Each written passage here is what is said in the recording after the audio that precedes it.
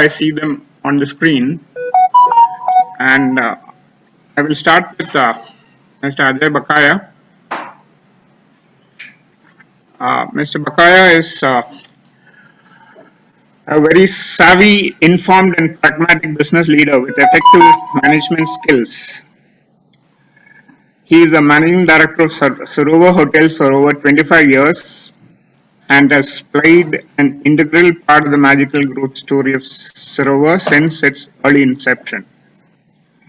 He has also spearheaded Sarovar's English-speaking Africa development with goals to replicate the India story in the continent of promise. He has also been instrumental in setting up greenfield and brownfield hotel projects from scratch. Let me now move on to Mr. Madhu Martin from Air India. Madhu has been with Air India for a long time, and I personally know him from the time he has been here in Chennai. I hope I'm clear to everyone. Madhu is the executive director of in-flight flight services in Air India.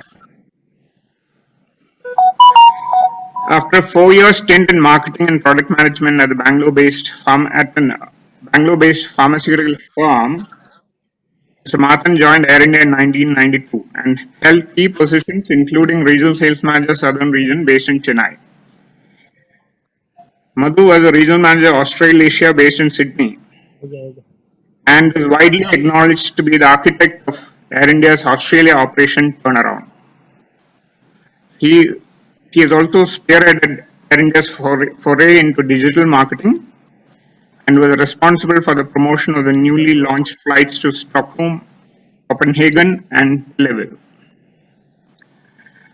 Let me now move on to Mr. B. Venugopal, who is your third speaker. Venu is closely known to me for a long time. He retired as the managing director of LIC and is currently on the board of directors of State Bank of India and the National Commodities and Derivatives Exchange of India (NCDEX). He retired as the managing director of LIC of India on 31st May 2019. Skilled in life insurance marketing and administration, finance, information technology and business analytics, and team management. He has a degree in commerce and cost accounting from the University of Kerala. He is trained in marketing, finance, and information technology at the Asian Institute of Management, Manila, Philippines. Welcome all the speakers. I go on to the next speaker. Has Rajeev joined us? Welcome, Rajeev. I'll just introduce Mr. Vikram Kapoor also. Mr. Vikram Kapoor is Additional Chief Secretary with the Government of Tamil Nadu and is also Secretary Tourism and Culture with the Government of Tamil Nadu. I would like to go a little more and talk about Mr. Kapoor because he is our Tourism Secretary for the state. Mr. Kapoor was earlier the chairman of the Tamil Nadu Pollution Control Board, and although it was only for about 6 months, initiated steps to curb pollution levels caused by unsustainably high vehicle movements. He was on deputation with the Tea Board of India as an executive director for 5 years, and it was literally his cup of tea. Mr. Kapoor's innings at the Chennai Metropolitan Development Authority, CMDA, as a member secretary came right after the second master plan had been rolled out. The no-nonsense officer had to grapple with development regulations, perspectives on urban planning, demolitions, and follow-up. The master plan had envisaged a paradigm shift to public transportation as an answer to the city's cluttered roads. In Ripon had building which was the headquarters of the city's municipal body. It was the most eventful point in Mr. Kapoor's career.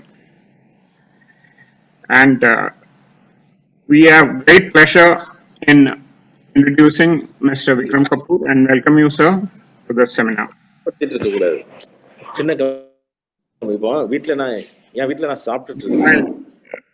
I will introduce now the moderator for today's discussion. Mr. Damodaran, who is the keynote speaker, will be joining a little later and will be introduced directly by Mr. Rajiv Sarvachai. Now, I don't have to really introduce Rajiv Sarvachai. He's known at 9 o'clock news to everyone in their living rooms. He's a senior journalist, author, columnist, and lead news anchor at India Today TV. He has more than 30 years of journalistic experience and has won several national and international awards, including the Padma Shri. His books, 2014, The Election That Changed India, and 2019, How Modi Won India, are national bestsellers. And I have to also say something which his wife Sagarika Ghosh had said about him on his 55th birthday, which was on May 24th. She said, a very happy birthday to Rajdeep, India's very own Walter Cronkite. So with that, Rajdeep, I bring you the speakers and all the panelists and audience today. We have people from all over the country watching this. Over to you, Rajdeep. Thank you. Rajdeep. Thank you very much, Ajit. I hope you can hear me. So, yes, we can hear you. Thank you very much. Thank you very much for having me at this conclave that you have, this virtual conclave. This is the new normal.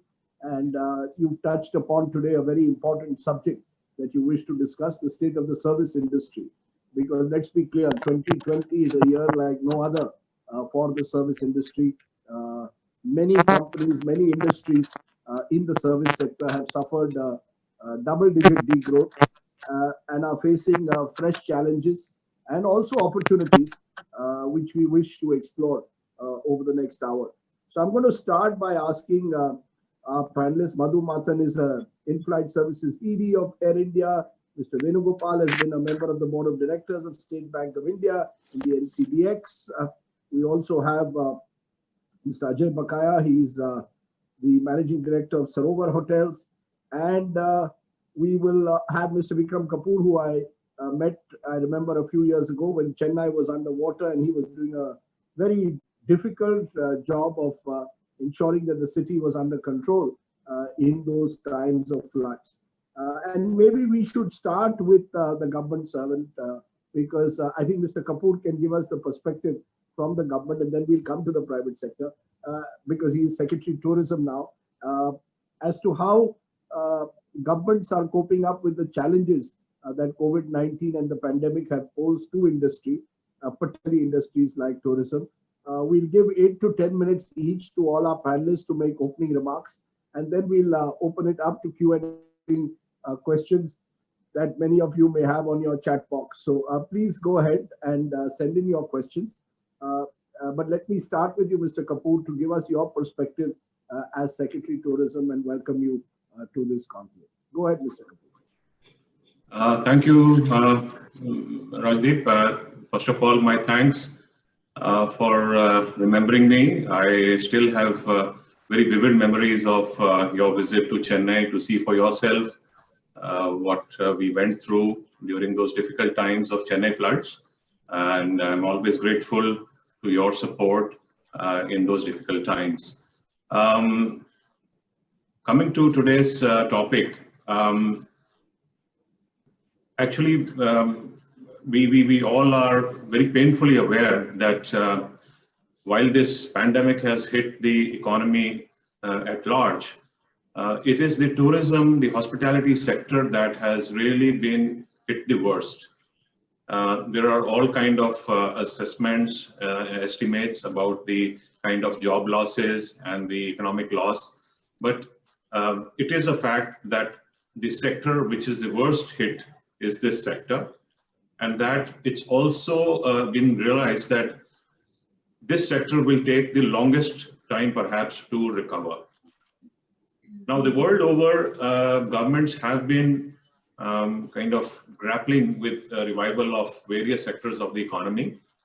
And we are aware that there are certain countries which have pumped in a huge amount of funds to revive the tourism and the hospitality sector, particularly those countries which rely to a large extent on tourism for their economic growth. What I see is that as far as India is concerned, there perhaps needs to be a refocus on this sector. We've looked at helping the MSME sector, and I'm told that the package that was announced by the Government of India for the revival of MSME sector has been extended to the tourism industry as well. And a lot of other measures are being taken both by the central government and the individual state governments to revive tourism. A lot of standard operating protocols have been put in place. Each state has notified these, so have we, which means as we allow hotels, as we allow various activities relating to the hospitality industry to open up, these SOPs have been put in place. Actually, coincidentally, yesterday we had a very interesting review by the Honorable Union Minister for Tourism with tourism ministers of southern states as well as those in the east and northeast. There have been a couple of initiatives by the central government. One is called Nidhi. It's an online portal where, for the first time, all hospitality units, all accommodation units, right from hotels down to homestays, everything, they are now being put on a common platform. A sort of a database is being created to facilitate tourism, to provide information to customers and to help in policy making. I'm happy to say that in Tamil Nadu, more than 1,000 such units have registered. Of course, we have a long way to go. But then the smaller states like Goa and even union territories like Chandigarh, I'm told, have practically covered all their accommodation units on registration on this portal. Likewise, the central government has launched another parallel scheme called Sathi, where the standard operating protocols have been put in place. The training has been imparted to the various employees and the various stakeholders in these tourism units. They are being assessed. So it's a subset of the registration process under the Nidhi scheme. And I'm happy to say again in Tamil Nadu, more than 200 hotel units have actually voluntarily registered under the Sathi program, which means they are now SOP compliant, at least certified to be SOP compliant. So while all these steps are being taken, the tourism sector per se has been asking for certain concessions. Various associations representing the various bodies, including hoteliers, travel agents, tour operators, in view of the fact that they have faced unprecedented loss during this lockdown, and in order to help them defray their liabilities such as salaries, wages, statutory dues, the demand has been that government and quasi-government bodies may need to either waive or at least defer the collection of statutory dues like property tax, electricity dues, and so on. I believe some states have, to some extent, provided some deferment, if not waiver. As far as Tamil Nadu is concerned, because of the critical fiscal situation, the state government has not yet given any concession with regard to deferment or a waiver of any of the statutory dues. For electricity dues, there was a deferment, but then it's not possible for the electricity boards or the municipal bodies to waive these statutory dues because they have their own fixed costs which they have to meet. And particularly during the COVID time, it's very important that because they don't have other sources of revenue, they need to be supported. State governments are in a deep fiscal distress, as you are well aware. And in fact, state governments like Tamil Nadu have been borrowing beyond their permissible limits, of course, with the special permission by the central government.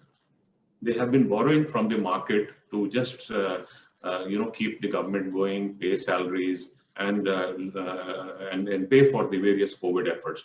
So there is very limited fiscal space available with these state governments to concede to these demands by the sector. Now, while these steps are being taken or being examined, what is, I think, required, my personal view would be to actually generate demand. And this is true for all sectors of the economy. For tourism, it is particularly tricky because expenditure on travel, on food, on hospitality comes lower down in the order of priority for any individual or any family. These days, everybody's incomes are depressed. People have lost jobs, and therefore they are trying to conserve whatever they have in terms of savings or whatever they earn. And therefore, it would be unreasonable to expect the public to actually go out and spend more in this sector. Whereas that is what is really required, because if you spend, then this industry gets a lease of life.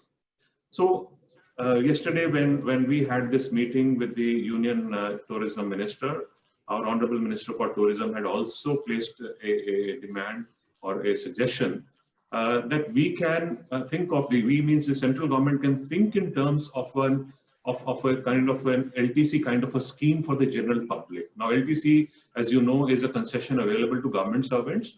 Several private organizations provide it to their employees, which motivates them to travel once a year or once in 2 years to travel. And part of the cost in terms of the travel cost and the lodging and boarding costs are defrayed by the employer. So a suggestion is that if the government of India could come out with an innovative scheme open to the common public, where they could at least defray 50% of the cost of travel. Now, we are aware that countries like Thailand have come out with such a scheme. So similarly, if a scheme were to be set in place where, say, 50% of the cost of your travel and 50% maybe of your cost of a hotel or the boarding cost could be met through the exchequer by way of a subsidy, it would definitely kind of kickstart a demand among those people who are very fed up being locked up in their homes and would like to venture out. We are seeing very distinct patterns now in the way people are looking at tourism. The business tourism has taken a hit. A lot of people tend to now do business online the way we are doing now. So travel for business has definitely reduced. But for people who travel for leisure, I think people are avoiding to travel to congested places or where there is apprehension that there would be some kind of fear of infection. So people, I think, are looking more at locations which are off the beaten track, where standard protocols for hygiene are in place. And so I think we need to tap into that latent demand of people who want to travel, but want to travel risk-free, and give them that assurance that when they travel, they would be free from any risk of infection. And therefore offer them products typically like ecotourism, adventure tourism, beach tourism, these kind of opportunities for people to travel. And if it could be given along with some kind of a subsidy supported by the central government, I think states can come together with very innovative strategies to generate this demand. And while we are at leisure tourism, we also must not forget the MICE segment, where we really need to now get back people to participate in events. We need buyer-seller meets, we need conferences to happen, and not just online. Of course, we have now opened up so many cultural activities with certain standard protocols. I'm sure these kind of events can be organized with proper protocols in place, but it's very important to now kickstart that demand. And while these government policies are aimed towards the supply side of it, I think demand side is one area where we need to look at. So I'll rest at that, and I'll thank you for giving me this opportunity. Rajdeep, back to you. Thank you very much, Mr. Kapoor. I think you've sort of highlighted some of the challenges as well as the opportunities. And I think sometimes in our focus on challenges, we forget that there could be opportunities out there as well that need to be taken advantage of. And we'll come back to you on specifics about how the government of Tamil Nadu intends in some way to either subsidize or support specifically smaller travel operators and those the smaller business operators in the travel industry, because I've spoken to many of them and they seem to be very concerned about what lies ahead for them. So what protection, but we'll come back to that. Let me get a private sector perspective. Ajay Bakaya is joining us, Managing Director of Sarovar Hotels for over 25 years. And so let's get the other perspective. We've heard from government. Let's get the private sector. Mr. Bakaya, if you're with us, why don't you take the floor, sir? Thank you, Rajdeep. Good morning, and good morning to all our other participants and viewers. Just to put this in perspective, we represent about 90 odd hotels across India, across the country. The hotels vary in size from 50 rooms to 225 rooms. They are in the 3-star, 4-star category. They're also in the 5-star and deluxe category. So it's a fairly broad spectrum and widely representative of the hotel industry in India. We are still in ICU and on ventilator, and we've been in that position for a long time. The trouble is that we are now forced to manufacture our own oxygen, so nobody's holding that to our face.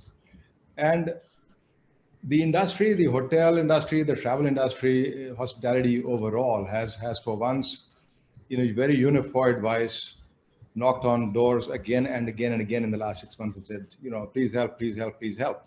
We've been hit by a sledgehammer.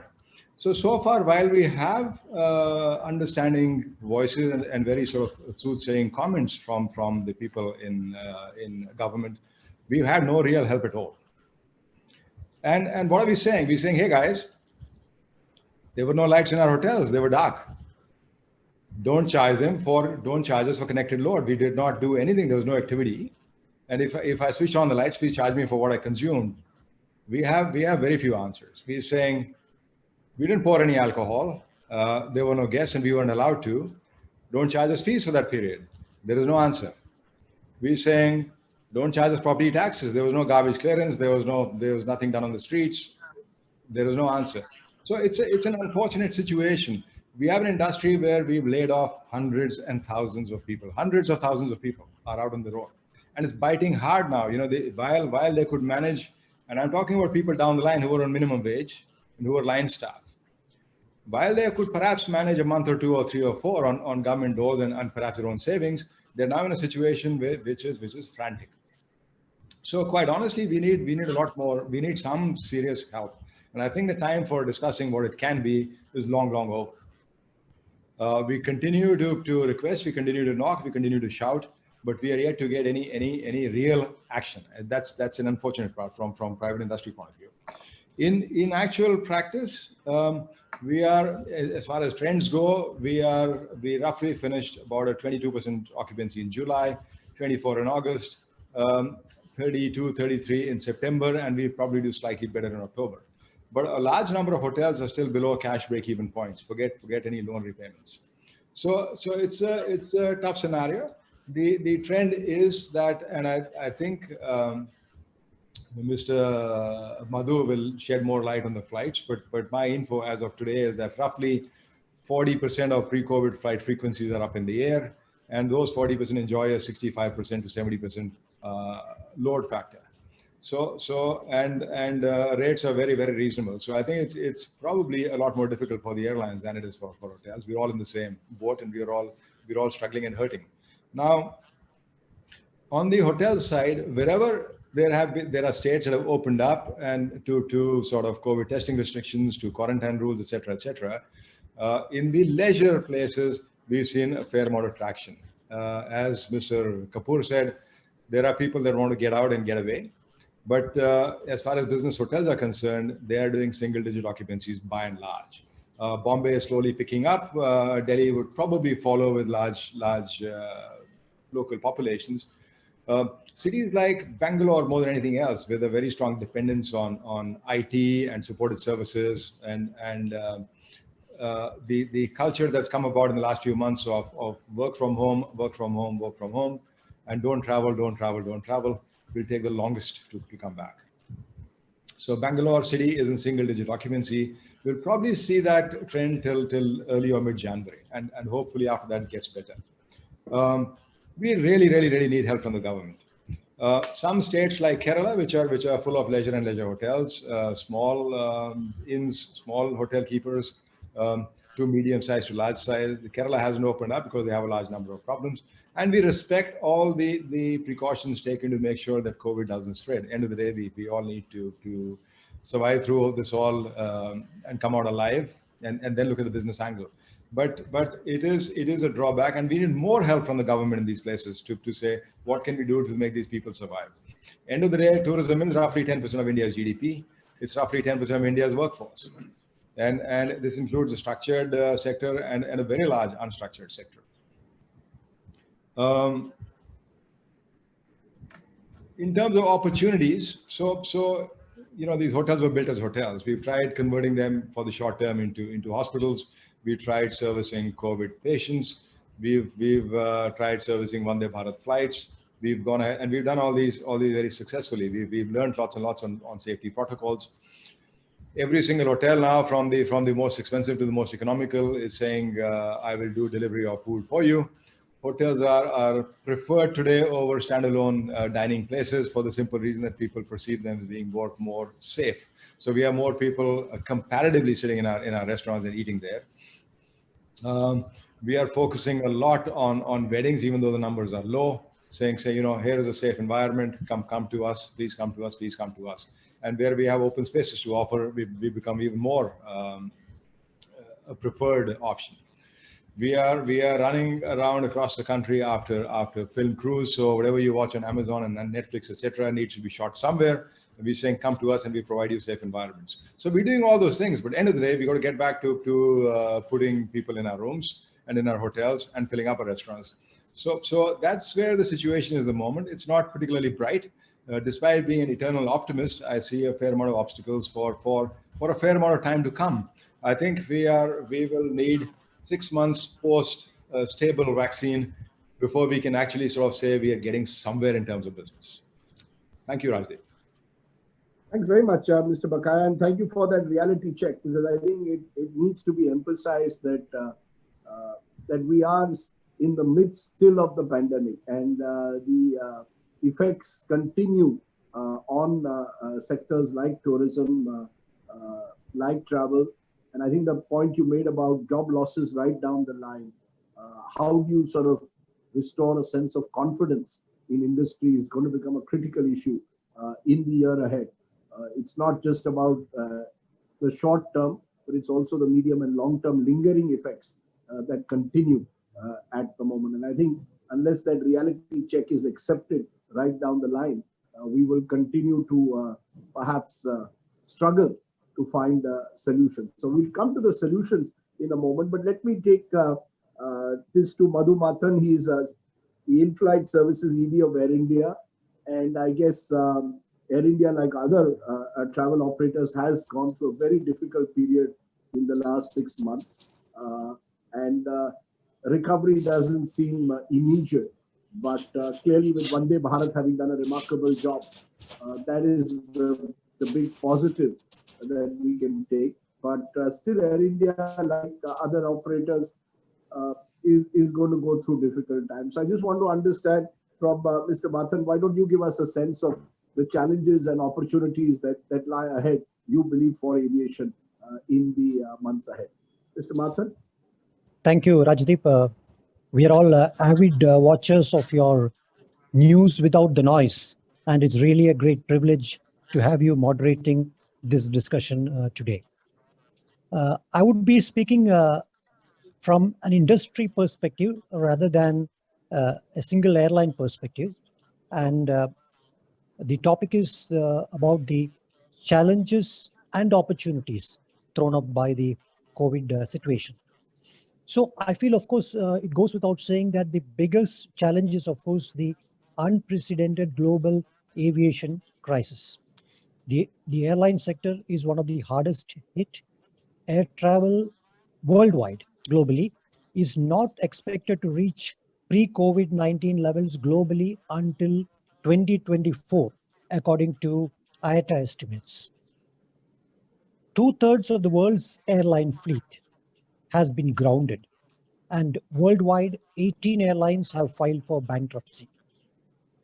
Global passenger traffic is expected to decline by 60% from 4.5 billion in 2019 to 2 billion in 2020. But this challenge of this market situation also throws up some opportunity. As far as India is concerned, unlike a Singapore or a Hong Kong or a Dubai, India is a very strong domestic market. And Indian domestic air travel has been rebounding quite strongly from the 12 million passengers per month, which we used to carry pre-COVID, all the domestic airlines put together, to an estimated 5.5 million in October 2020. So we can say that we are almost at 50% of the pre-COVID level. There are also some opportunities which are thrown up along with this. See, because of the COVID fears, there is a clear preference for outdoor scenic travel and travel to less densely populated areas. And research reports of McKinsey and other leading consultancies also indicate that for the immediate future, there is demand for local holiday options within driving distance. So this could be a silver lining which marketeers can tap. Second challenge, of course, it's understood, is the fear, the lingering fear of the virus, which is still there. What this has done is that COVID-19 has added a new layer of pain points across the customer journey. Today, unfortunately, there are no standardized health and hygiene protocols. There is no universally accepted safety rating standard. What I feel is that the industry must come together to embrace the next set of interventions that solve all these COVID-19 induced pain points. For example, the already rapid advancements have been made in contactless services like contactless car rental, keyless room entry, and so on. I would also like to point out here a very good news, which is a IATA study which has just come out last week, which indicates that when you travel by air, the chances of contracting COVID are very, very minimal. In fact, the IATA report quantifies this by saying that out of 1.2 billion air travelers between January and July of this year, there have been only 44 cases of onboard transmission. Just 44 cases of onboard transmission out of 1.2 billion passengers who traveled. So studies like these must be publicized by the travel industry to show and prove that we can operate in a safe environment despite COVID. Another important challenge is the challenge of digital adoption. As we have all seen, most consumers and businesses have vaulted 5 years forward in a matter of just a few weeks of the COVID pandemic. So to succeed in this new environment, companies will need to ensure that their digital channels live up to the higher expectations. Abroad, a lot of a lot of companies are making very rapid advancements. For example, many airlines are personalizing the websites. Many hotels are creating a tailored path and content experience on the website based on every information that is available to them about the customer. A lot of travel companies are curating content that inspires a particular customer, very, very personalized, customized options. So these are opportunities thrown up by the digital disruption which has happened. And I feel for companies which are in digital disruption, this is going to be a great opportunity, and we are going to see a lot of startups thriving in this area.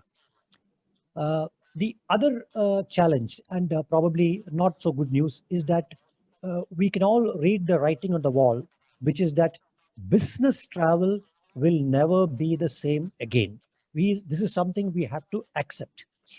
Uh, World over, business travel drives over 50% of the profit for major airlines, but accounts for only 10% of the passengers. So all airlines have to uh, uh, look at compensating for the uh, uh, losses from business travel and make up from other areas. There are also some very interesting trends which would be interesting for hoteliers. I'm sure they would have already spotted these trends, because the line between business and leisure travel is blurring now. The pandemic and the rise of the remote work culture has the potential to accelerate the growth of what we call as digital nomads. This is more true abroad, but even in India, we find these people who can work from anywhere. They can work from any place, and they keep working from different places. For example, in Delhi, I had seen there were a lot of youngsters who had gone off to Kasauli for 2-3 weeks, and they were working from there during the pandemic. So this is one of the interesting trends we are going to see, and there are some numbers to it. There is a very popular website called Nomad List, and according to this website, there would be 1 billion so-called digital nomads worldwide by 2035. So this is one attractive market for the travel industry to tap. So I think with this, I have touched upon the challenges as well as the corresponding opportunities which we can tap. Thank you. Thank you very much Mr. Martin, because I think obviously tourism and aviation are intertwined, and you're going to need the numbers both in the air and on the ground. And we still, again, are a long way away from recovery.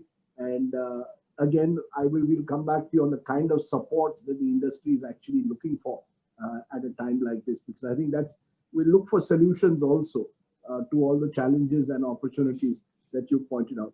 Our last panelist is Mr. B. Venugopal, currently member of the board of directors of State Bank of India and NCDX, and someone who can perhaps give us a perspective more as a sort of from an outsider rather than a day-to-day insider that our first three guests were. So why don't you go ahead, Mr. Venugopal, and give us your perspective as someone who's been in business and business administration and IT particularly for a very long time. You were a managing director of LIC, so you would know the challenges and the difficulties that exist in this ecosystem. Mr. Venugopal.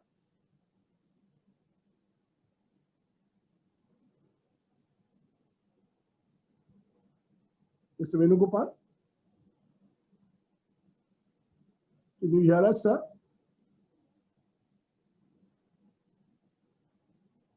Mr. Venugopal? Rajdeep, I think Venu is having a power cut at his residence in Bombay. So he just messaged. So what we'll do is that I think our three guests have raised various issues. Let's try and tackle them.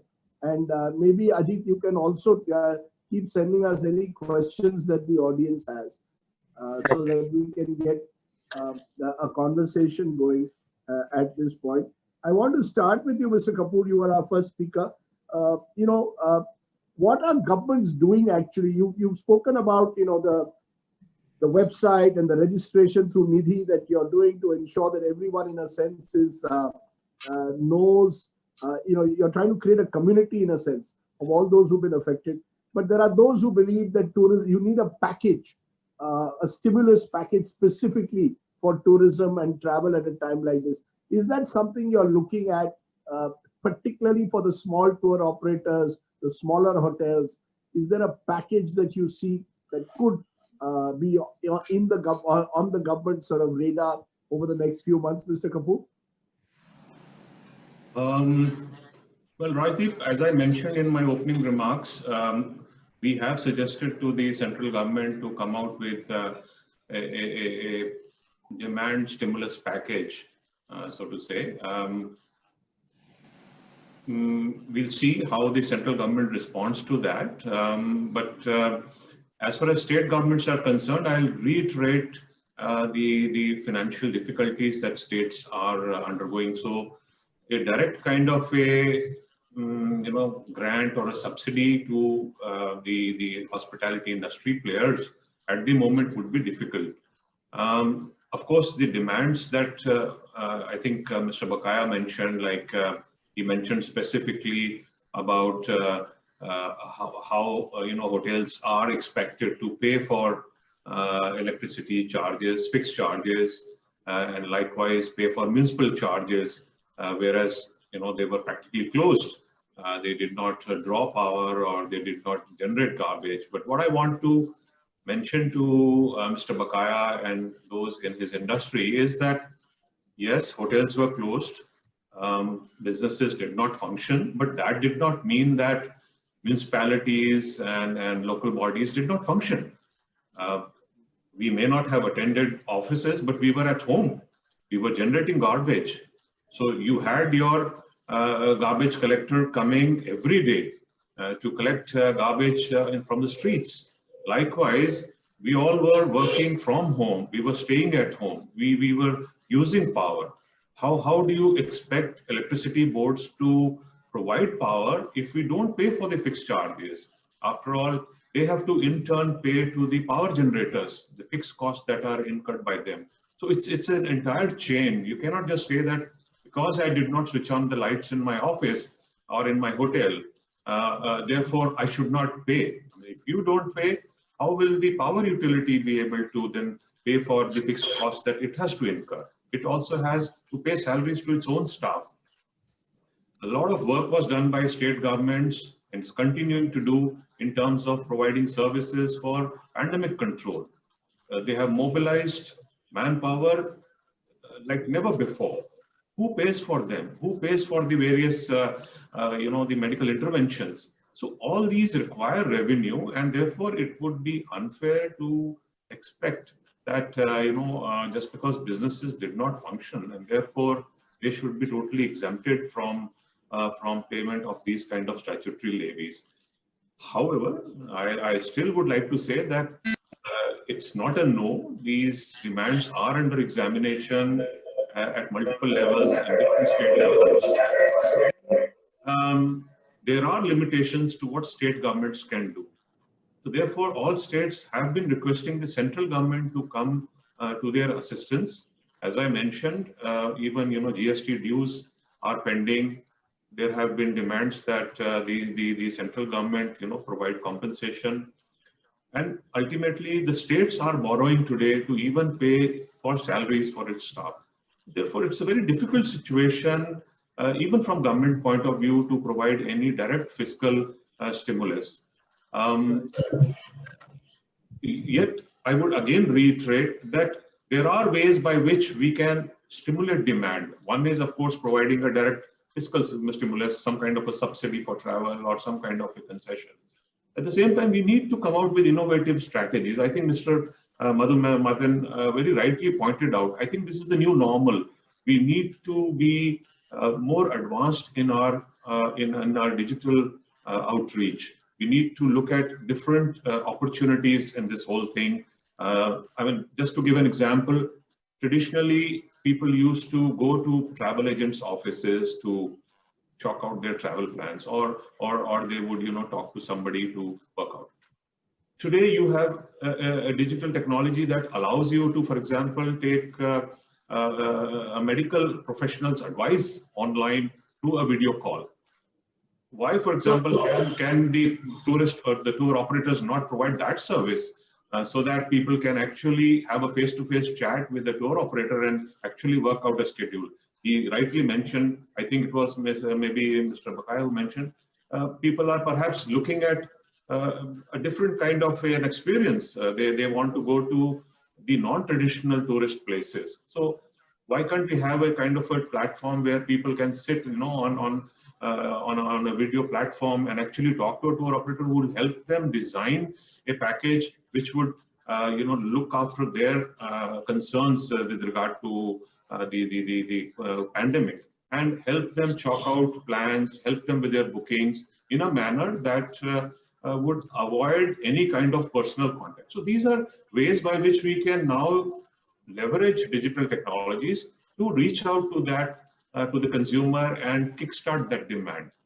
Rajdeep? Let me, very interesting. I think you're being honest when you say, look, there is only so much that government can do, particularly given the financial constraints that governments are going through. Lots of questions are coming in, but I'll just get Mr. Bakaya to give a response and then come to specific questions. Mr. Bakaya, you want to respond? You recognize what specifically do you believe the government can do for the industry that you believe they're not doing at the moment, given the financial constraints that governments are operating in at the moment, state and center? Rajdeep, I understand that everyone is bleeding. So I'm not pointing any fingers here, and I'm not saying, you're wrong and I'm right.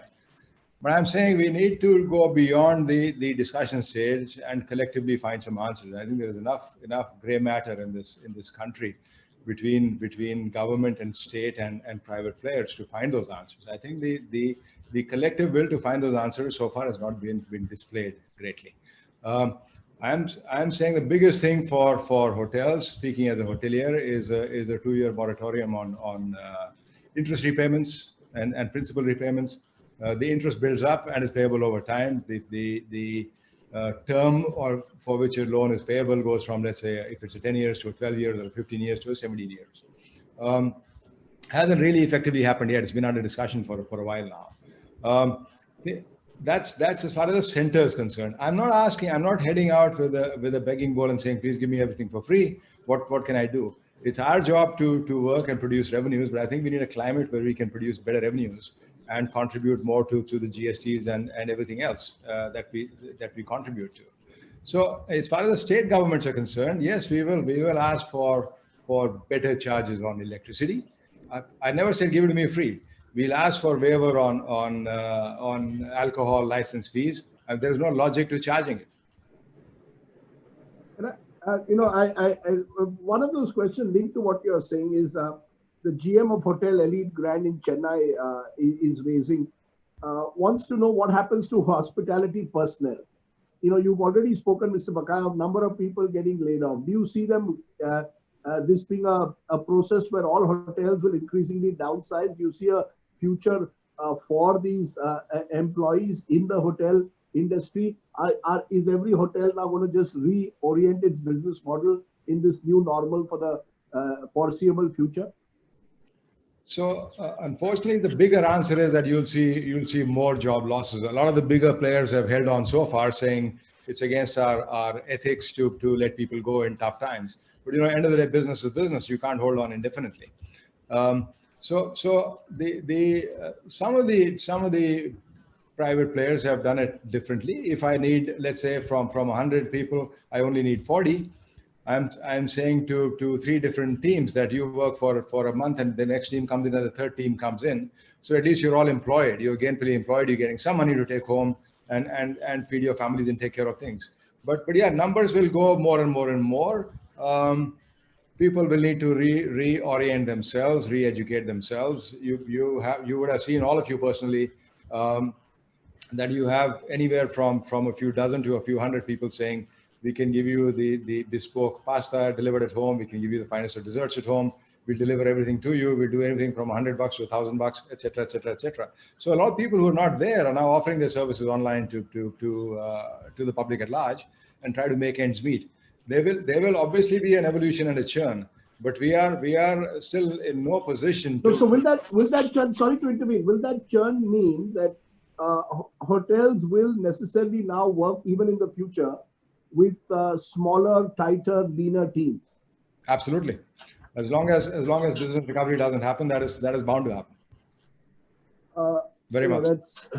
Vikram Kapoor, Supriya Malhotra has a question, which is, I think she is raising the fact that is government aware of the potential of travel and tourism, that the contribution to the GDP. You know, whenever you hear the speeches made by our ministers, especially at the center, you don't hear them speak about travel and tourism with the kind of focus that perhaps the sector needs. Do you think? I know it's unfair to ask this to a bureaucrat. You're not a politician, but do you believe that the politicians recognize the potential of the travel and tourism sector? Absolutely. I don't know where this is coming from. I mean, the tourism industry is, a very important segment of our economy. I mean, it was mentioned by one of the earlier speakers that nearly 10% of the economy is on account of hospitality, travel, and the tourism industry. So we do recognize that it's a major contributor to the economy. It's a major generator of jobs. And whether it's the central government or individual state governments, tourism is an important, area of focus. However, traditionally, if you look at tourism, most of the business that is generated is by the private sector. The government is not a direct provider of services, except for a few properties or a few services that government provides. Government does not directly generate, the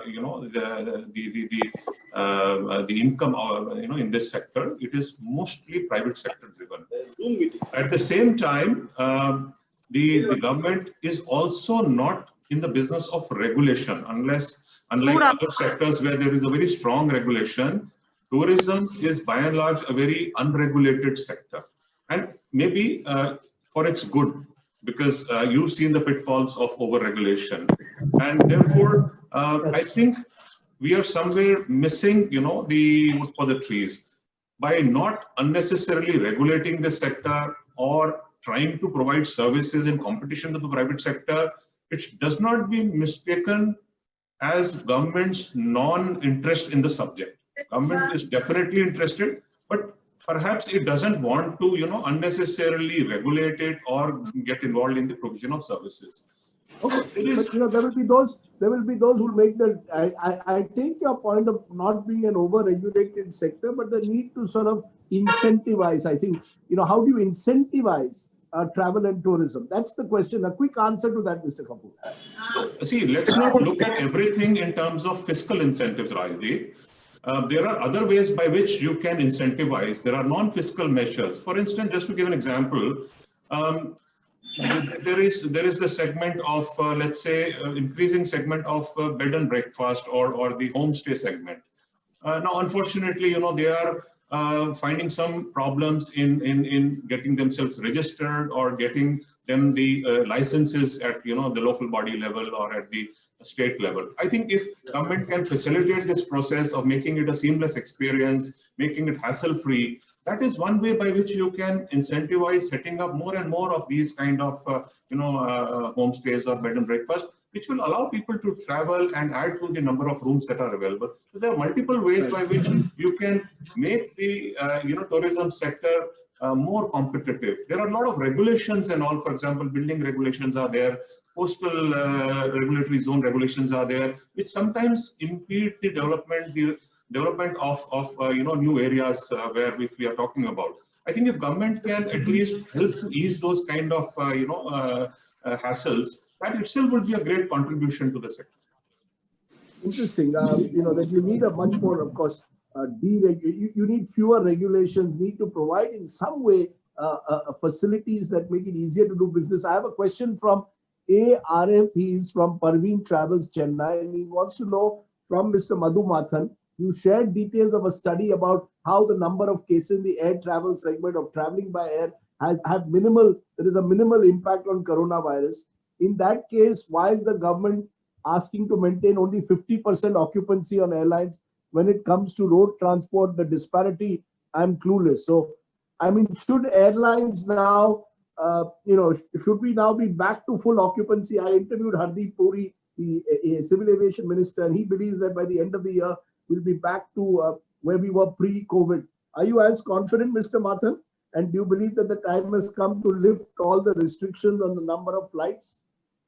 Yes, Rajdeep, I watched that excellent interview you had with the Honorable Civil Aviation Minister, where he explained everything so beautifully, and you had also asked him a lot of searching questions. So coming back to the question of Mr. Arif, see, inside an aircraft, there is no restriction on the number of seats that can be offered. But what the government has done is that the total capacity that can be deployed by an airline has been regulated. Initially, every airline was allowed to deploy 25% of the pre-COVID capacity. Gradually, it was increased to 40%, and now it's around 60%. So this is an excellent policy from the government to gradually increase the capacity and bring it back to the pre-COVID level. But as far as an aircraft is concerned, if the capacity is 180 seats, the airline can fill all the 180 seats, and there is no restriction whatsoever on that. And also, I talked about the very minimal onboard transmission. The reason is that now, you see, this COVID, our learning is every day. Every day we are learning new things, and medical research is also turning up new facts. So Right. there are a couple of reasons why the onboard transmission is less. It is now being found out by the latest study, medical research of which has been published by IATA, that the seat itself uh, acts as a defense, in transmission, because all passengers are facing forward and not facing each other, and there is a seat in between. Secondly, the in a modern jet aircraft, the air is exchanged every 3 minutes. So the fresh air comes, and the air within the cabin is exchanged. And also, the third reason is that the filters, the air filters, HEPA filters we call it, these are hospital grade filters that are used in the aircraft. Because of all these reasons, the chance of onboard transmission is really, really minimal. And in that sense, air travel is absolutely safe if you, of course, follow the precautions like wearing your mask. Thank you. Mr. Matan, why don't you take another question that Shafi Ahmed asked? He says, when do you think international flights will be allowed? Because business hotels especially are largely dependent on this. Of course, I wouldn't have the answer to that, because as of now, till the end of this month, we still do not have regular scheduled international flights. So I wouldn't like to hazard a guess, but I'm sure the government will soon come out with an announcement, and we have to wait for that. So In fact, in the interview I did with Mr. Puri, he seemed to suggest that this won't happen till early next year, February at the very earliest. So we're still 4 to 5 months away, I think, from reviving international travel. And that's a big setback again to business travel.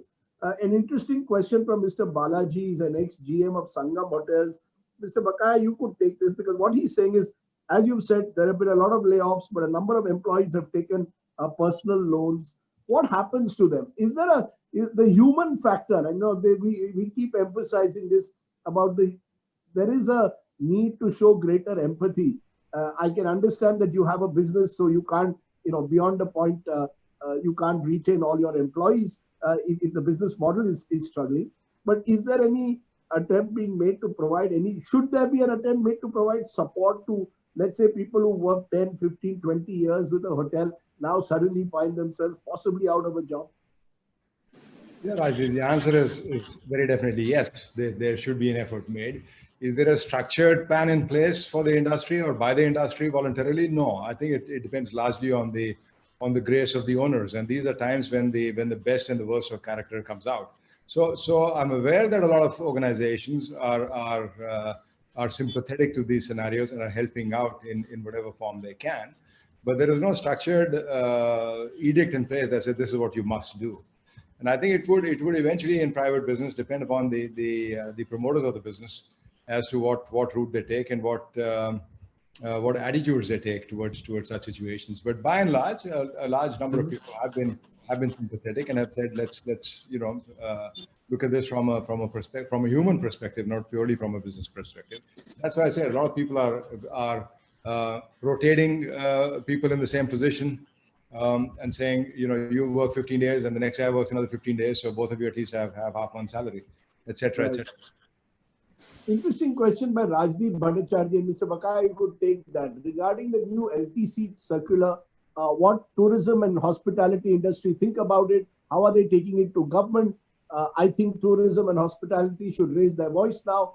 As with the latest circular, government asking their 2.2 crore employees not to travel this year, spend their LTC allowance in purchasing goods. Should the industry be raising its voice is what Rajdeep Bhattacharya wants to raise. Yeah, the answer to Mr. Bhattacharya is yes, for sure. We believe we've been shortchanged. The policy is only for government employees. It doesn't go beyond that. B, the policy doesn't really well, it's called a leave travel allowance. It doesn't really encourage leave travel in any manner. It's putting some money in the hands of people to spend, but they can spend it any which way they want to. Are we raising our voice? Yes, we are, and we are sort of saying, you know, we need help, and stretch the scheme to cover more people, not just government employees, and let them then spend that money on actual travel, whether it is buses, coaches, guides, tour operators, airlines, hotels, the whole works. Yeah, we think you know, it's always easy to pass judgment. But we think it can be expanded to be more positive, more far-reaching. Okay. A very interesting question from B. Narayanan from the Hindu Business Line, and maybe Mr. Kapoor, you can take it. Tamil Nadu is known for its medical tourism. How has COVID affected this segment? Is there any fresh opportunity provided by COVID to increase medical tourism in the state? Mr. Kapoor, why don't you take that?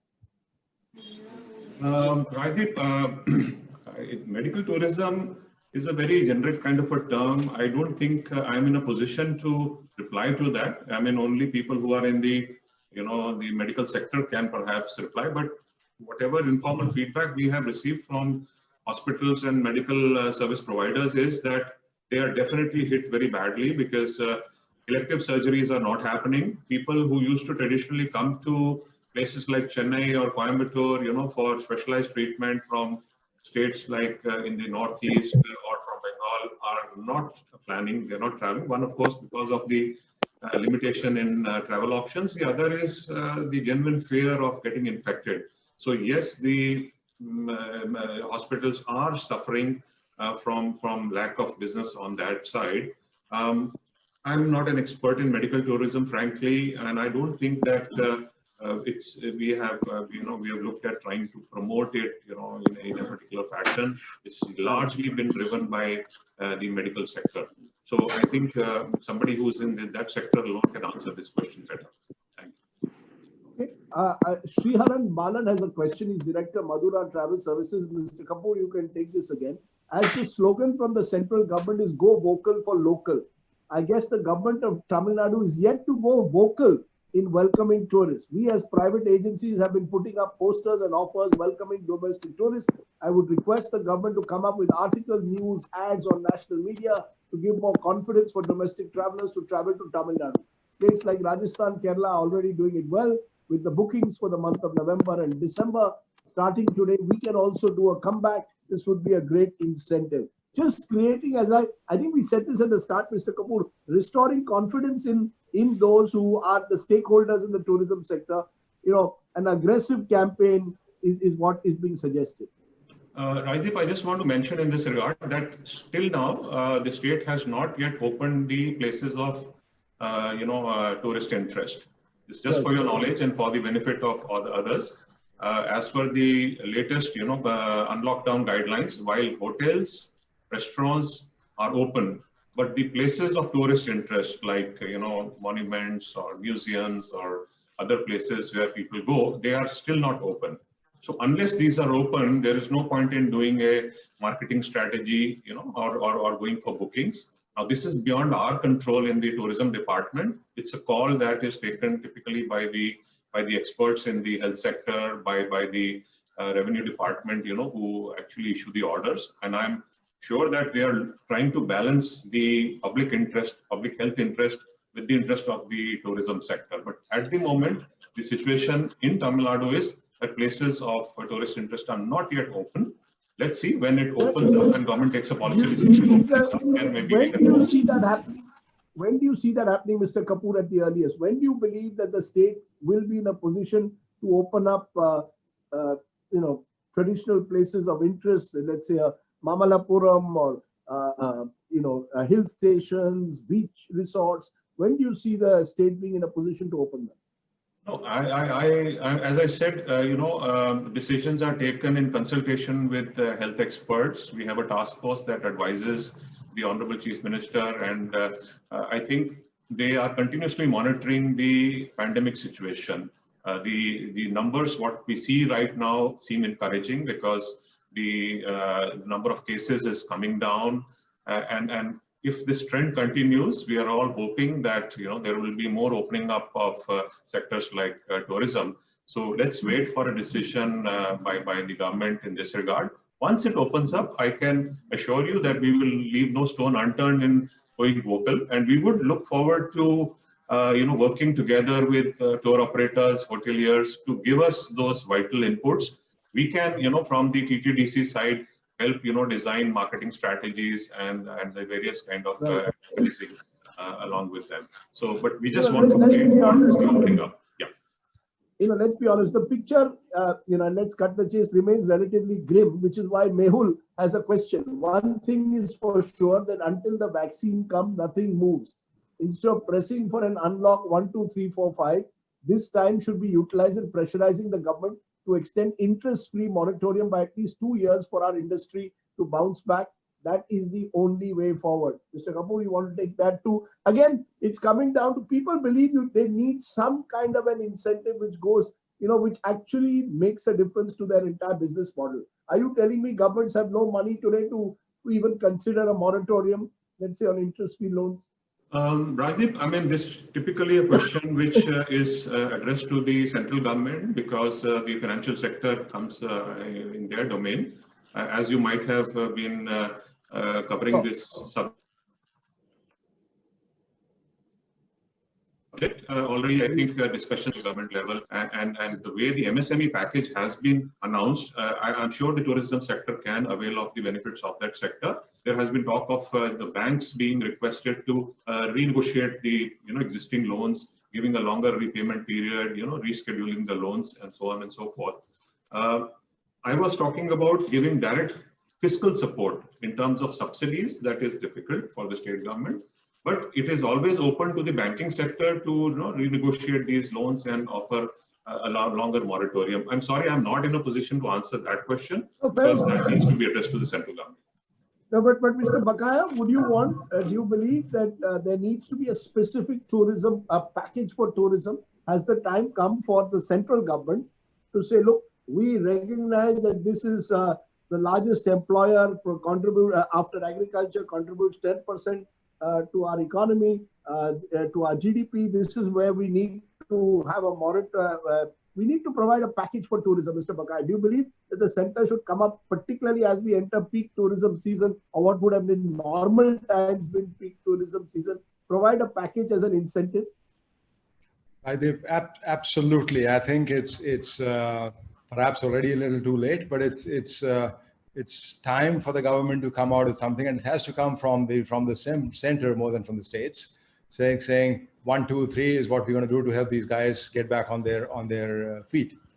And the interest moratorium or the loan repayment moratorium is probably the biggest thing that can help businesses, small and large. But yeah, very definitely. Okay, given the fact that 11, 12 million foreigners who used to come into the country are not going to be able to travel at all, or at least 90-95% of them are not going to be coming in over the next few months. We need something that pushes more people to travel and for the industry to survive. Okay, very quick answer to this, Mr. Kapoor, from Samuel Rajan. He says, sir, I would like to know when the government will allow hotels and resorts to operate swimming pools. I represent a resort in Mahabalipuram, Chennai. In one of the WHO statements, it says virus doesn't travel through water, especially the water in a pool. If it's chlorinated, allowing pool access can vastly improve the occupancy, especially for domestic tourists to visit. You want to give a quick answer to that, Mr. Kapoor? Rajdeep, I'm not a medical expert, but I again reiterate that the government is being advised very closely by a panel of top medical experts And if they have advised that swimming pools need not be opened at the moment, I think we should go by that advice. Okay, fair enough.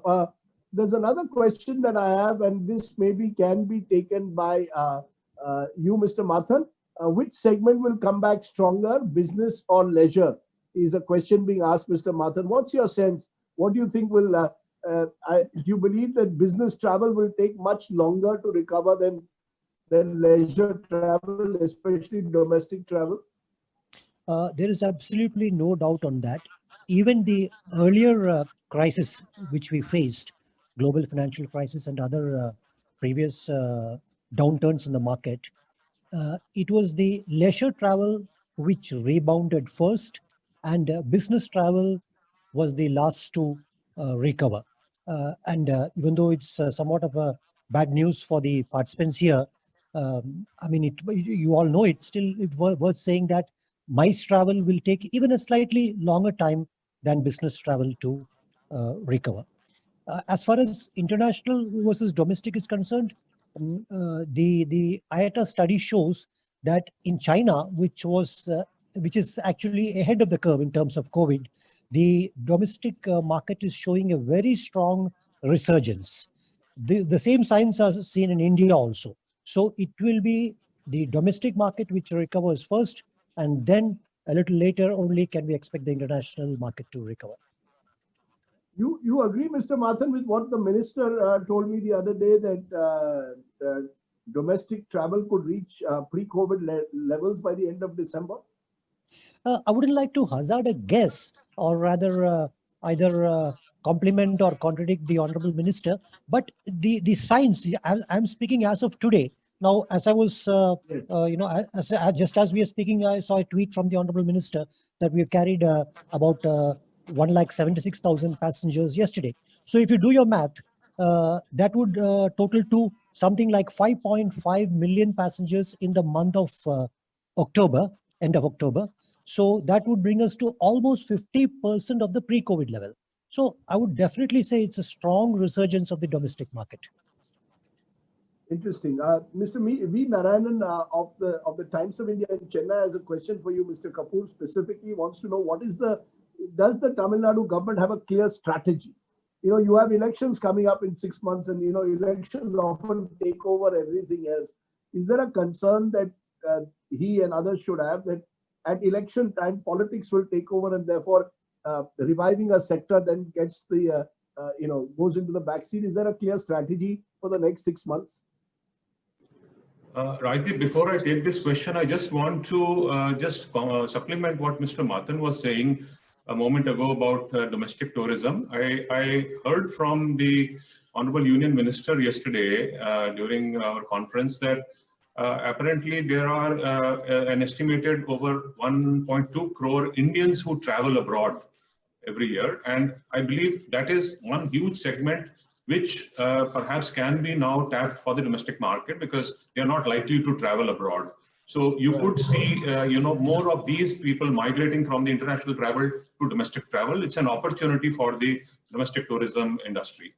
Now, coming back to the question that you asked, in terms of a clear strategy, I again want to reiterate that, of course, there is an overall policy, but then a strategy needs to be worked out, given that after you unlock down, post-COVID, what would be our strategy to get back the industry on rails. So we are working along with the various industry stakeholders to formulate such a strategy, but there is a huge X factor, which is we still don't know when this particular, the industry will be fully opened up.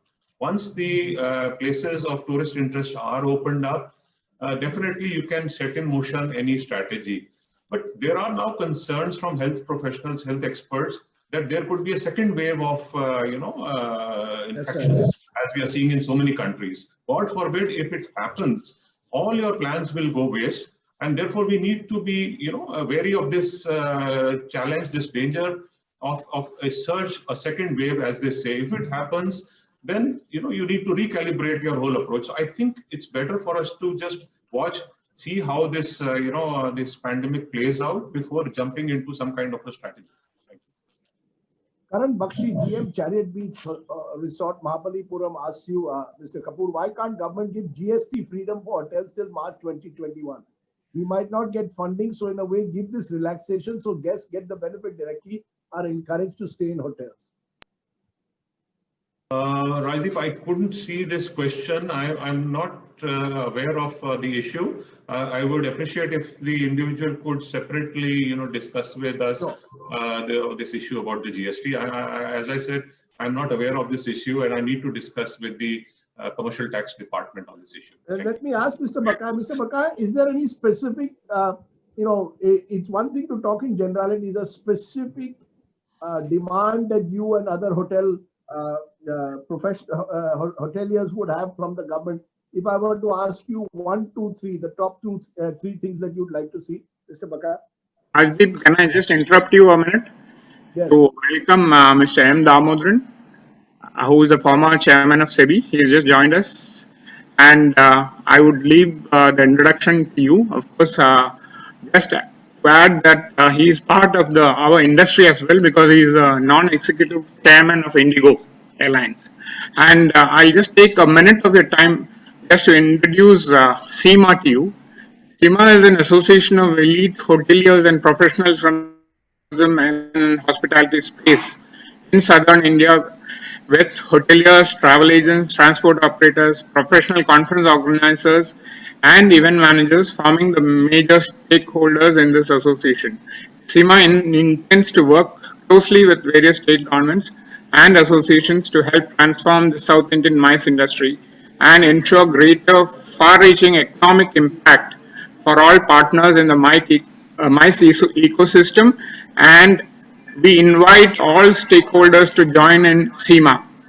So we have to specially thank Mr. Vikram Kapoor, IAS, Secretary Tourism, for having sponsored this seminar as a gold sponsor. Thank you, sir, once again.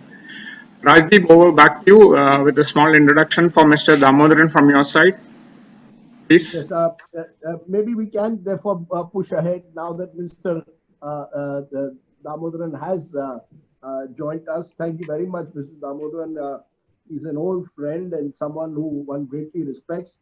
He's a corporate advisor, mentor, of course, a distinguished former senior government official, had a very important role in SEBI and in regulating the stock markets. He's a director on the boards of Larsen & Toubro, Hero MotoCorp, Tech Mahindra, CRISIL, Biocon, Experian India. He's also non-executive director and chairman of Indigo, something that I didn't know, but I think his focus on corporate governance and has given him a very, has enabled him to carve a niche in the world of business and administration and management, and people look up to him for guidance. So at a time of where there is this uncertainty and fear over what lies ahead, particularly in the tourism and travel sector, Mr. Damodaran, why don't you give us some a sense of what lies ahead and what you would like to see? I think what people are looking for is someone who can act as a Sherpa today, guiding them towards the future. So why don't you play that role, Mr. Damodaran, today at this Sima event? Why don't you go ahead, sir? Thank you, Rajdeep, for those very kind words. Yes, we go back a long way. When I was a little younger than I am at this point of time, and you were a little younger too. You're much younger than me. Great to see you here. And one of the reasons that I took time out from another commitment that I have is that Ajit told me you were going to be here. And I said that since you will not invite me to your television programs, I might as well get to say hello to you on this format. So I'm not politically correct enough to be on any television channel debates. But let's get that out of the way. You asked me to indicate what I think is likely to happen, what we need to do, etc. I was with a bunch of students yesterday in the evening, and many of them wanted to know what the future was going to look like. I told them, you are the future, I am the past, hopefully I am also part of the present, but you are the future and you should have clarity on where You are headed, where the country is headed, where different sectors of the economy are headed. But that said, it would take a very brave person to predict what the future will look like. If you are an incorrigible optimist like I am, you will think that while COVID might never ever go away, its impact on our lives and our work will be much less than it is at this point of time. While we might not get back to the old normal, the new normal a few months later will not be as frightening as it looks at this point of time. This is what my optimism tells me. Should I wear the lens of the realist and look at it? Maybe I'll push it down by another 2 months or so. But I don't think we need to live with the feeling that this will never ever go away. It will continue to impact us as seriously as it is at this point of time, and that our life and work would be adversely impacted. I think in the last few months, a lot of lessons have been learned. Work from home certainly is one of the lessons that has been learned. It looked like a curse at a point of time that you couldn't leave your home, go to work, meet your colleagues, have the comfort of the working environment that you were used to for months and years. And then I think a lot of people adjusted to it. There were lots of problems. There was inconvenience for other family members. There was a negative impact on mental health. All of that happened. But with all of that, I think we discovered that it was possible to work and work reasonably effectively from our homes. That has been one of the learning across sectors. It's not just the IT industry that did that, or some of the manufacturing industries. I think the service industry certainly, to the extent possible, decided to work from home and to deliver what it was expected to deliver to its stakeholders. Secondly, I think we often talk about resilience, especially the city that you come from, Rajdeep. We always hear there's a lot of resilience, every crisis it will stand up to, etc.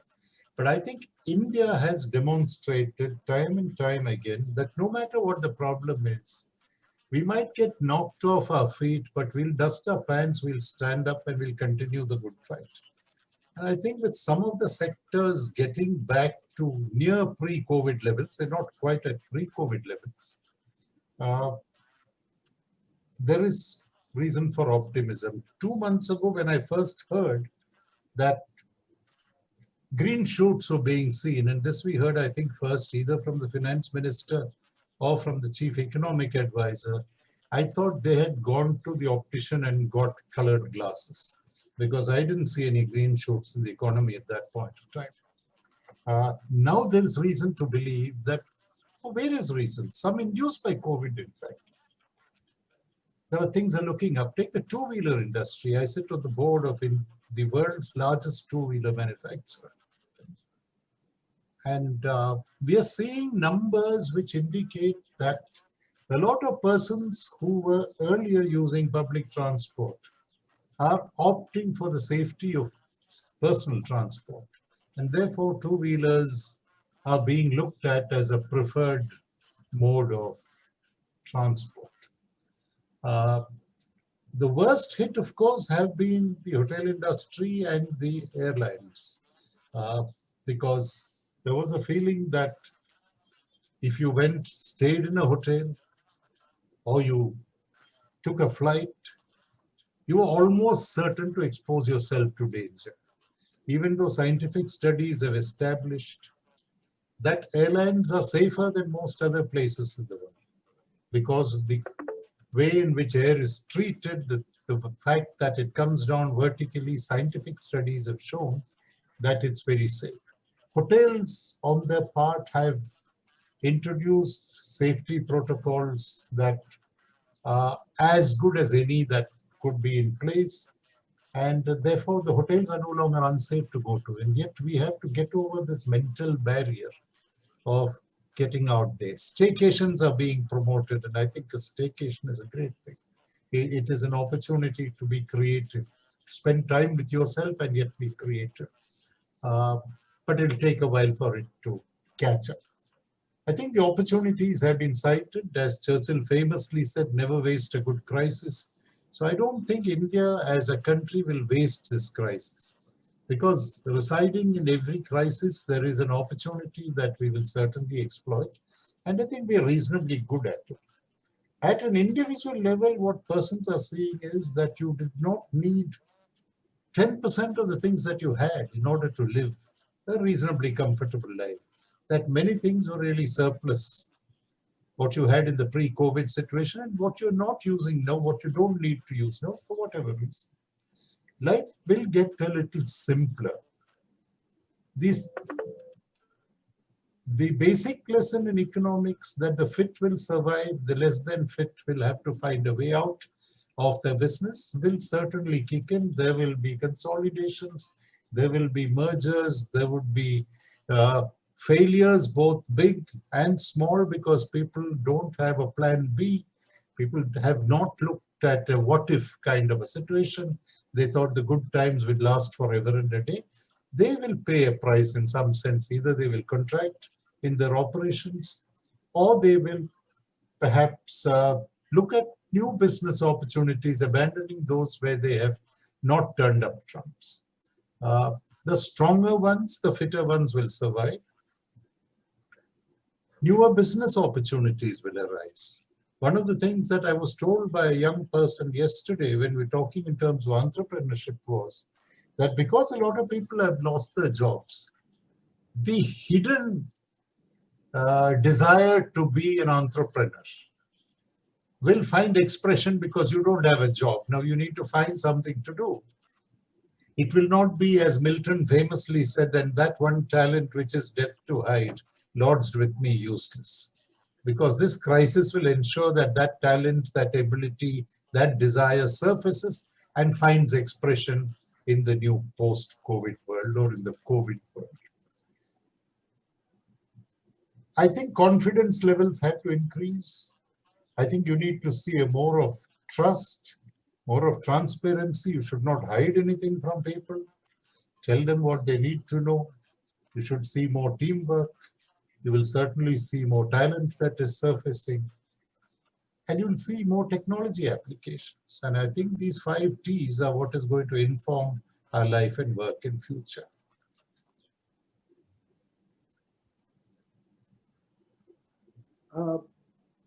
If I may ask you though, to just tell us what role do you see governments play? Because you've been in both government and you've had a close look at private sector.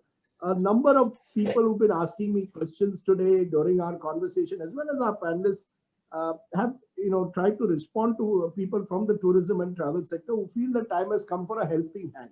Now that helping hand, some of the suggestions I've got from someone called Satish, we need a GST break for 6 months, we need a subsidy, we need something to get a sense. A package is being spoken about. That tourism and travel, particularly badly affected and likely to be affected for the next 12 months in some form or the other, needs to see that the government needs the government to provide a helping hand. Not regulation, but in terms of actual financial benefit. Do you see the government, should the government do that? Do you believe that government must focus sector by sector and look at if you can use this opportunity of a crisis to bring in farm reform? How about using the crisis to give tourism and travel a helping hand is what has been a underlying theme, I think, right through this morning's conversation.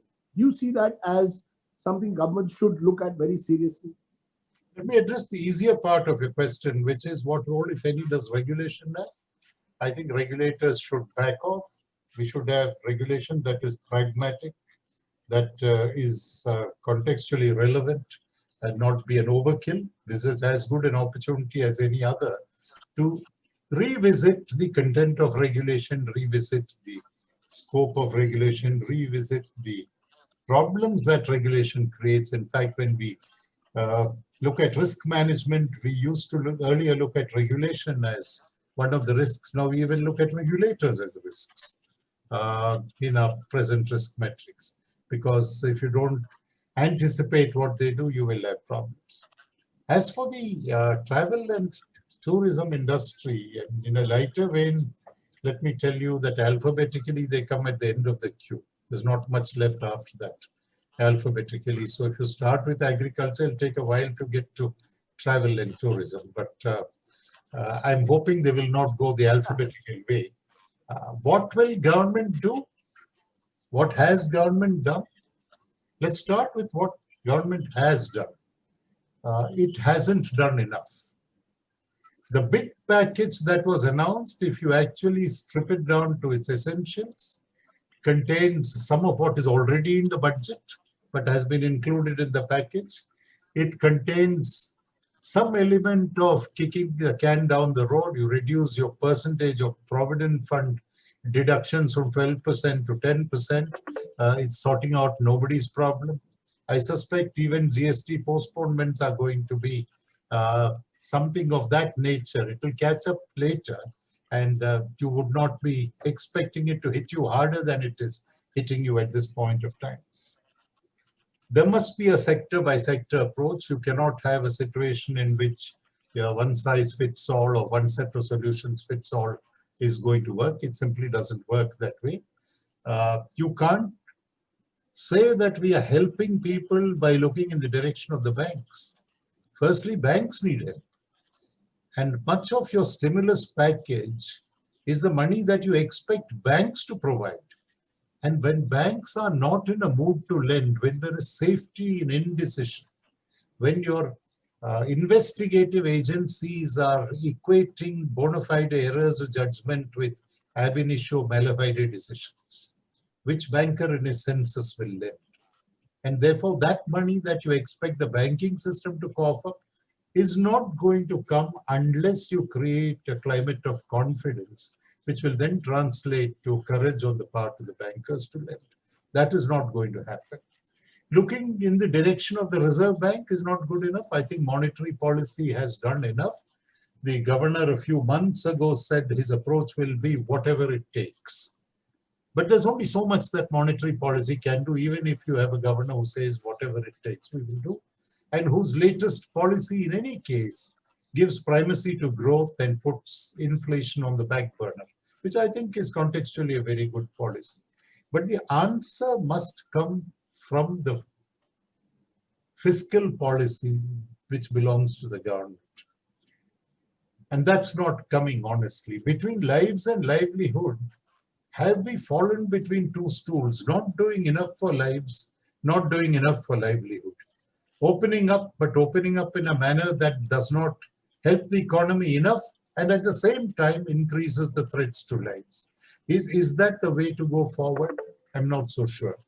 The next is this business of,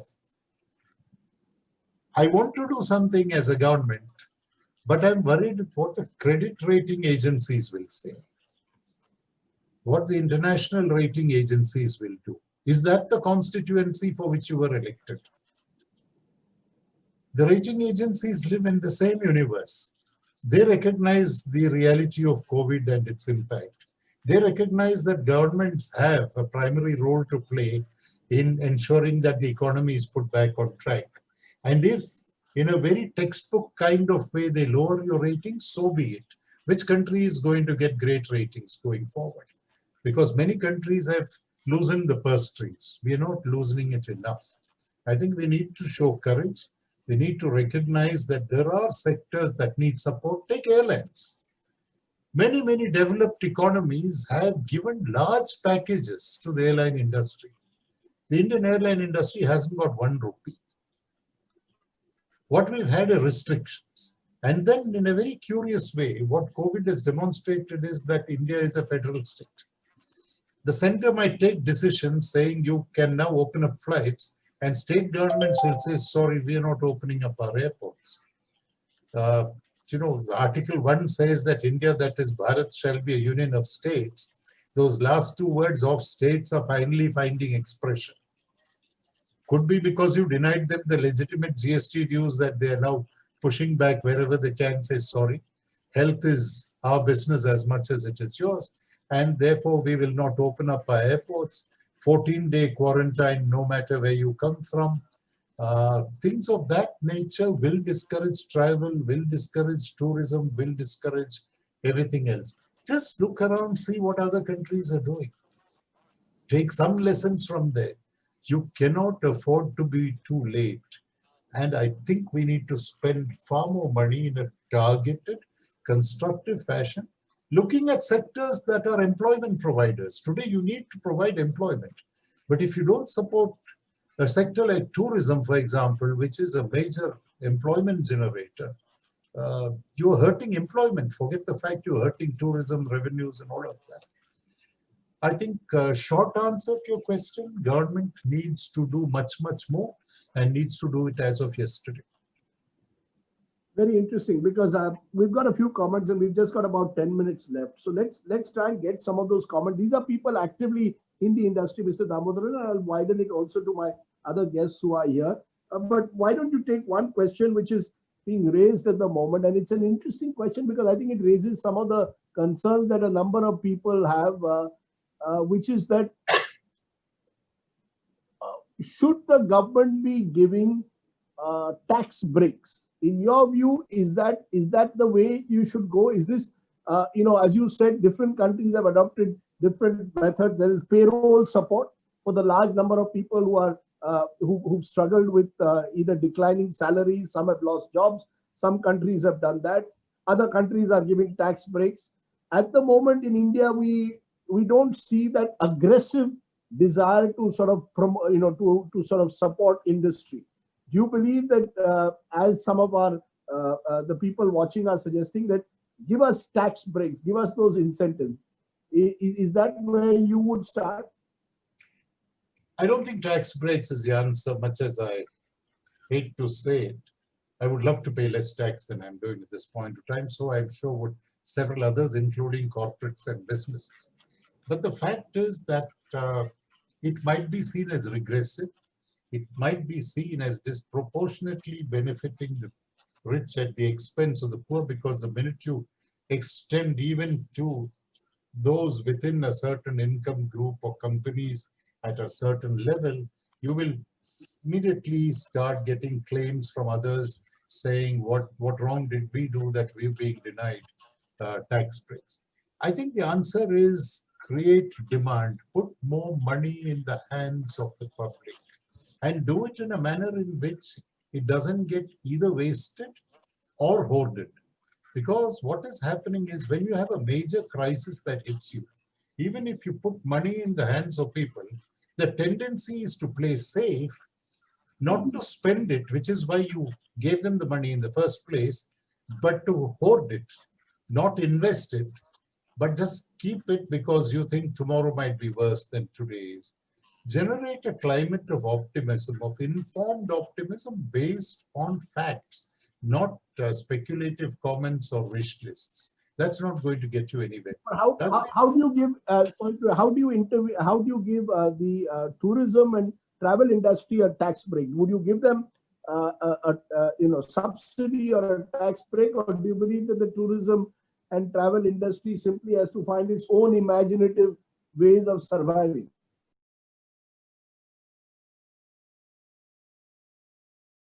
To all of this, I have one simple question, is that if the tourism industry puts itself in the shoes of the government and looks at it from there, then you see what is possible, what is not possible. Today, what happens in governments is there are a whole lot of people that go there with wish lists, and clearly the government doesn't have enough.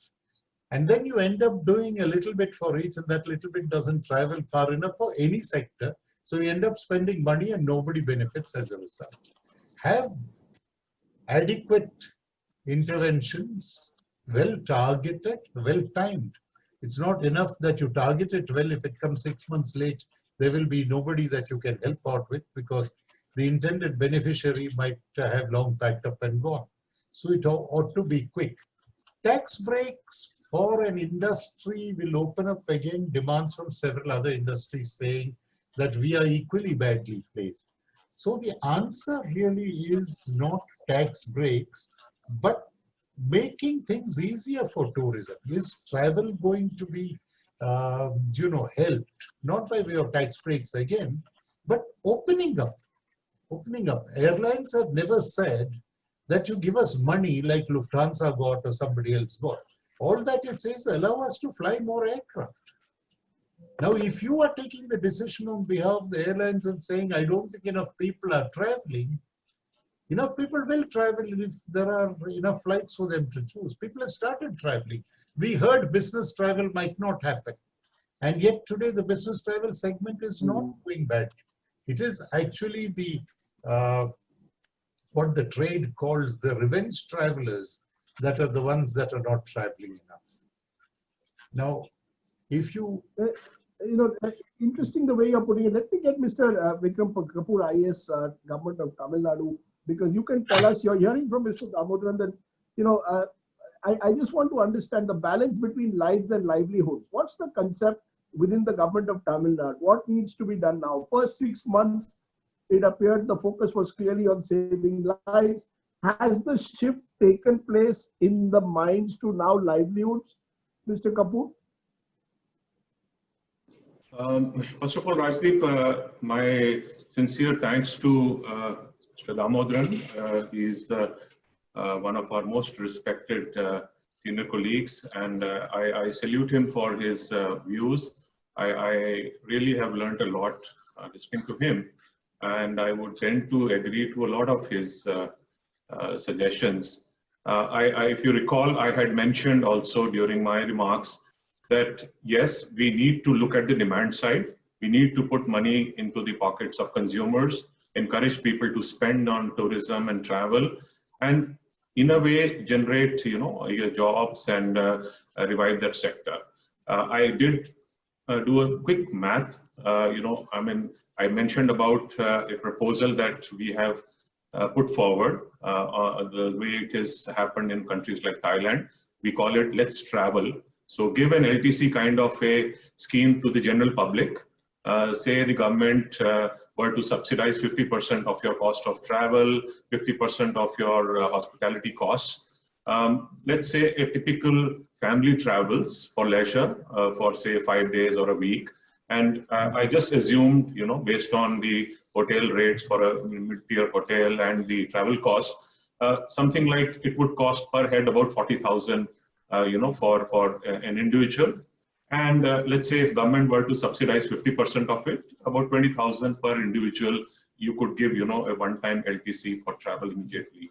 And if let's say we offer, let's say to 1 million people, this kind of a concession, just back of the envelope, it will cost you about 2,000 crore, which given the, size of the fiscal package that was announced is just peanuts. But 2,000 crore investment, a direct investment, by putting money in the hands of the consumer and getting him or her to actually spend on tourism related services, would actually mean 4,000 crore being spent in the industry. And given the multiplier effect that it has, possibly you are generating, something like about 10,000 crore of economic activity. And if you were to look at the GST and the tax collection, you would practically be able to recover this investment, by way of GST collections, about 18% back of the envelope, about 1,800 crores. So what I'm saying is, we need to now, as he's rightly pointed out, go for interventions now. There's no point in doing it 6 months from now. As Mr. Bakaya mentioned, you are in ICU. An ICU patient requires help now, not after 6 months after he's dead and gone. So we need to quickly come out with these kind of interventions. India perhaps cannot do what the Western economies are doing, which is give payroll support and all, because it's too costly, we can't afford it. But these kind of targeted interventions are something which really can work wonders for the industry. Now, coming back to your question, Rajdeep, Tamil Nadu is one of the states which has been the worst affected, one of the worst affected states in terms of the pandemic. And therefore, our response has been very graded. We have been constantly been guided by a task force, led by some top health experts. And we have therefore been unblocking the economy in a more conservative manner than perhaps some other states. Now, obviously, that is delaying the economic, revival. There has to be a balance, but trust the government. I think it is doing an excellent job in trying to balance the life and the livelihood issue. I think in the next round of unlockdown, perhaps, we may be fortunate to open up the areas of tourist interest, and which in itself would be a big boost to the sector. Thank you, Rajdeep. Because a number of people, why don't you open up pilgrimage sector? We need pilgrimage tourism. It's an important element, I know, in your state. So clearly there are people who believe that the time to open up has come. Mr. Bakai, you believe that the time to open up has come? It's now. You can't wait now till March, till the vaccine comes. We don't even know when the vaccine's distribution will take place. You believe this October to March period is the critical period where you would request government to open up now? I think I'd look at several sectors in several areas, but tourism would not be pilgrim tourism would not be top of my list. I don't think as a responsible hotel and tourism professional, we recommend that we open up places which are going to mean large crowds and large numbers. So for example, Tirupati is open today. You can go there if you wish to, but they're severely restricting numbers. And I would say we need a more responsible approach as far as pilgrim tourism specifically is concerned. But it means very, very large volumes, and large volumes could mean a large upsurge in cases. In fact, I want to expand on a point that Mr. Kapoor made earlier. I am of the very strong belief that all of our cities and every city and every country is going to see a zigzag curve as far as COVID goes. We're not going to see a straight line recovery. We will have things opening up, more cases, things tightening up, and less cases, et cetera, till we have a vaccine in place. So I'd be a little watchful and a little wary on pilgrim destinations, because they attract very, very large numbers. And I'm saying, yes, open up, but be conscious of what numbers you can handle and be careful with those numbers. The final word from you, Mr. Damodaran, any words of advice to all the professionals of the travel and tourism sector who are watching this event? What would you tell them? They all seem, from their questions, low on confidence. What do you do to restore a sense of confidence in them? I think what we need to see immediately, I take the point on pilgrimage tourism, but I think in terms of tourism, India offers a whole range of tourism possibilities. Is this the time for adventure tourism? Is this a time to get people to our beaches, for example? Is this the time for doing several other things? And on a lighter note, I may mention that many, many years ago, when I was in a university in the US talking to one of the deans there, he said he'd been to India and took part in adventure tourism. And I asked him, where did you go? He said, no, I went from Delhi to Meerut by road, and that road journey was an adventure. So, I mean, we moved on from that kind of adventure to genuine adventure tourism. And this was a good 25 years ago. I think we need to help the industries that provide job opportunities. And what the industry needs to do is to close ranks, have identity of purpose, go to the government and say, let us promote a message, whether it's the travel industry, the tourism industry, that the world outside is not as dangerous as you think, provided you take, the hotels will obviously do what is right to make the place safe. The airlines are already doing that. The airports are already doing that. Far more than many of the counterparts are doing elsewhere.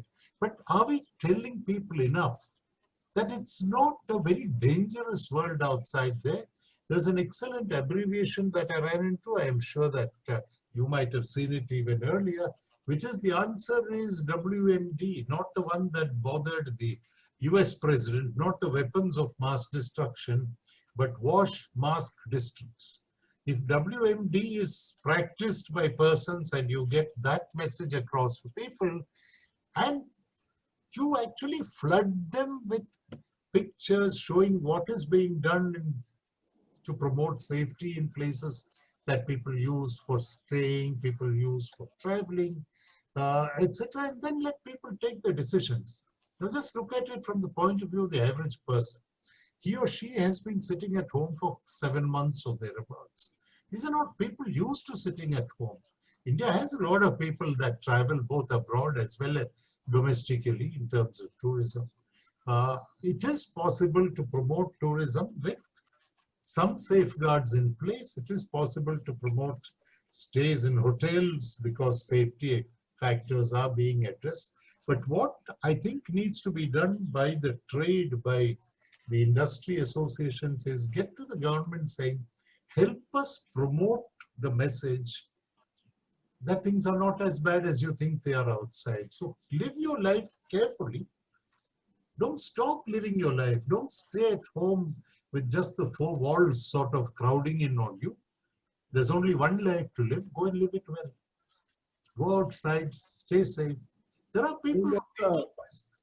Rajdeep, let me share this with you if it helps anybody. I'm 73 years now, 73 going on 74.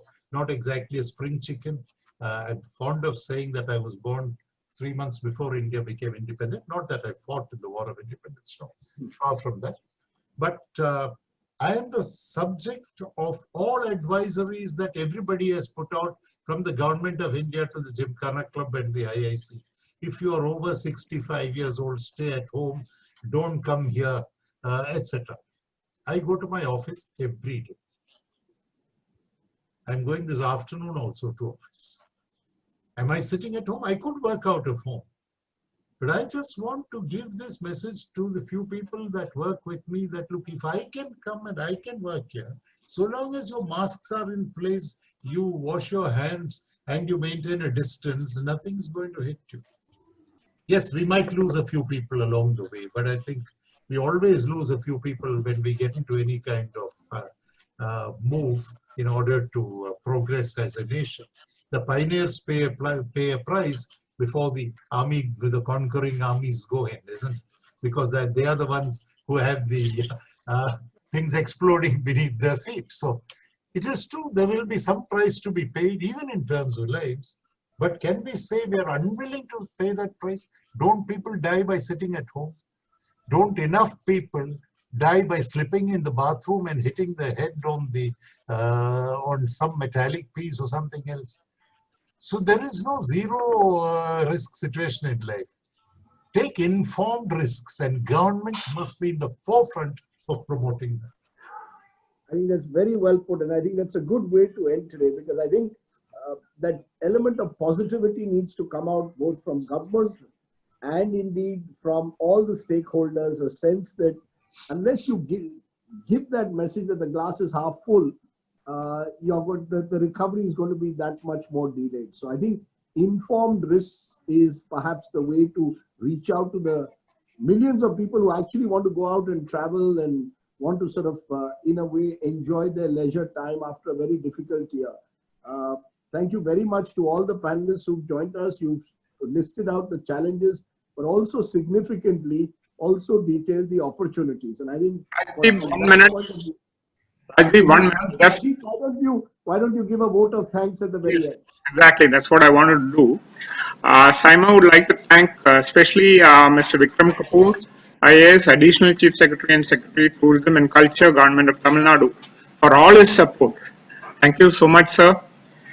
And special thanks, of course, to our keynote speaker, Mr. M. Damodaran, Chairperson of Excellence Enablers Private Limited and former Chairman of SEBI. It was really enlightening, and I think you've given us hope for the future, sir. Thank you, Mr. Ajay Bakaya, MD of Sarovar Group of Hotels. Very enlightening talk, sir. And of course, Mr. Madhu Martin, Executive Director in Flight Services Air India. He has shared some very good points with us. Of course, I have to also thank Mr. Venugopal, former MD of LIC and current Director of State Bank of India. Unfortunately, he couldn't join us because of power cut in his residence in Mumbai.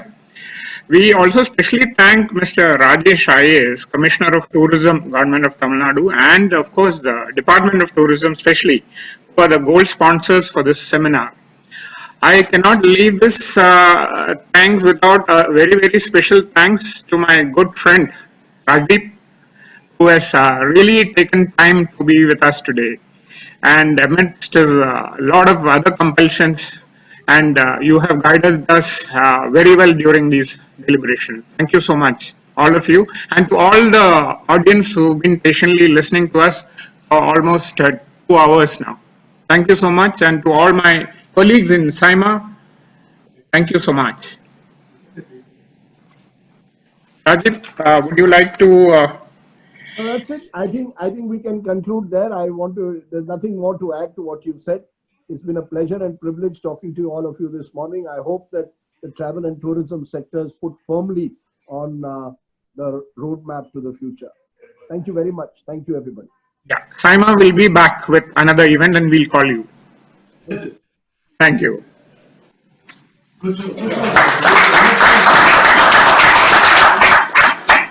One person has come back. One person has come back. Allow him. Switches offline.